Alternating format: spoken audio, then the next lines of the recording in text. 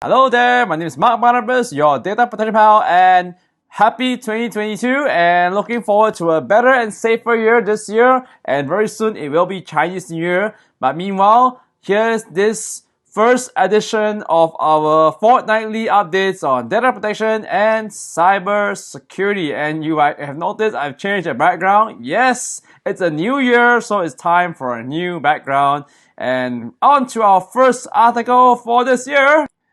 There have been several predictions of the privacy space in 2022, and I can tell you it's going to be a very busy and exciting year for privacy in 2022 beyond 2021, because there were so many things happening in 2021 because many of us were in lockdown. And well, as the different countries begin to open up borders and get some normalcy, I guess there will be more concerns of privacy, especially the vaccination passports nowadays.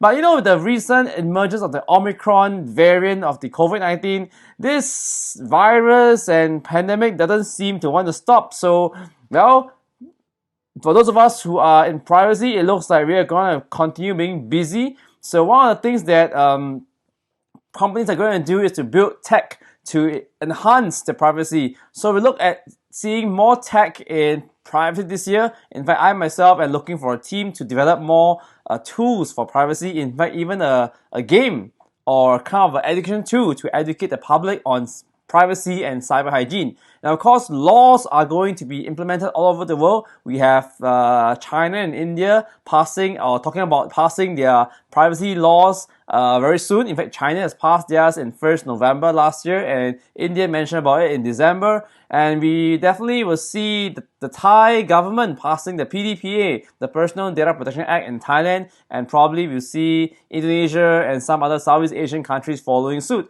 And even the Middle East and the US will look at passing it in Congress as well. So look out for the updates on the privacy laws. Stay here for updates. Well, what's next then?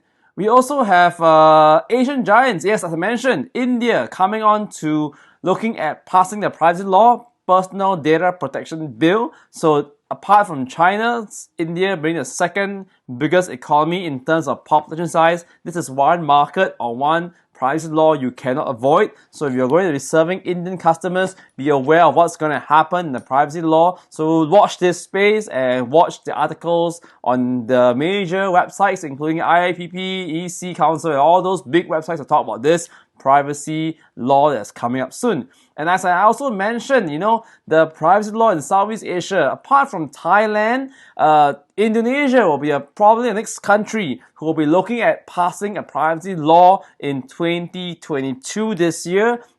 It's kind of overdue. The PDPA, the Personal Data Protection Act in Indonesia, has been mentioned long ago, but it has not much talk about it last year. But I think this year there will be some updates, and probably we see a passing of this law this year.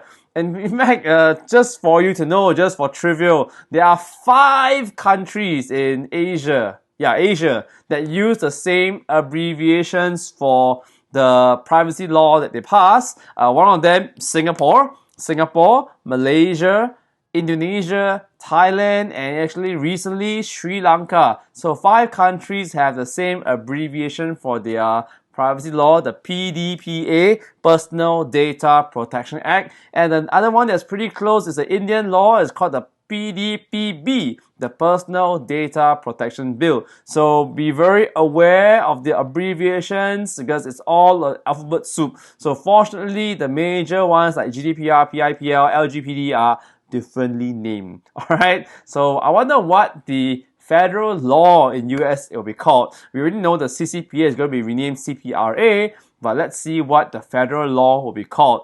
So on to more articles.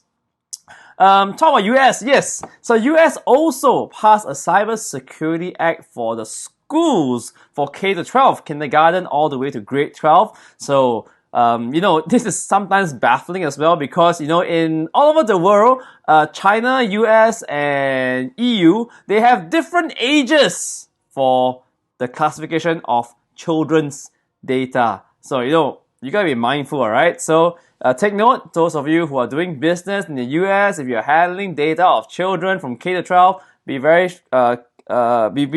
be cautious or read about this update on the Cybersecurity Act on the schools in the USA. So even in China, they got a series of laws, the CSL, DSL, and PIPL. So lots of laws to remember, and lots of alphabets to remember.